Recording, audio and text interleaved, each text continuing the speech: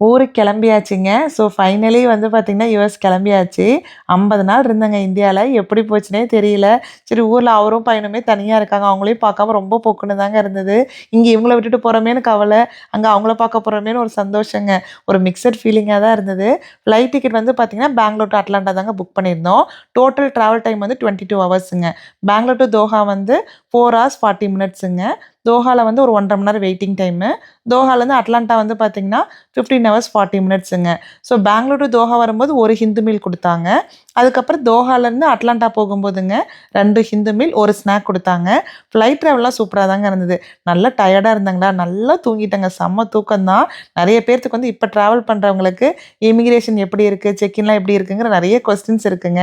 So அது எல்லாமே வந்து டீட்டெயில்டா லாங் வீடியோல போஸ்ட் பண்ணியிருக்கேங்க. எனக்கு வந்து எல்லாமே ரொம்ப ஸ்மூத்தா தாங்க இருந்தது. கண்டிப்பா செக் பண்ணி பாருங்க. நீங்க ட்ராவல் பண்றீங்க அப்படின்னா யூஸ்ஃபுல்லா இருக்குங்க.